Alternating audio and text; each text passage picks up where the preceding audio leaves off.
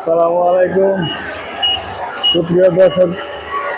আজকে আমাদের ধানের জমি কাটা হচ্ছে বড় মেশিন দিয়ে, বড় হারভেস্টার মেশিন দিয়ে।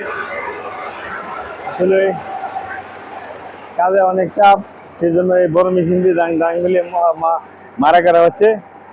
এই যে আমাদের এলাকা মেশিনটা আছে আমাদের গুনি ভাইয়ের মাধ্যমে, আমাদের সাদেক ভাই এরা এই কাটতেছে ধানগুলি। আসলে ধান এটা হচ্ছে রডমিনিকের ধান, সরিষা আবাদের পর লাগাইছিলাম। এখন মনে করেন এগুলি আজকে কাইটে একসাথে শুকানো হবে। এটা হচ্ছে আমাদের তুলাতলি গ্রাম, রায়পুরা থানা, মেঘনা নদীর পাশে।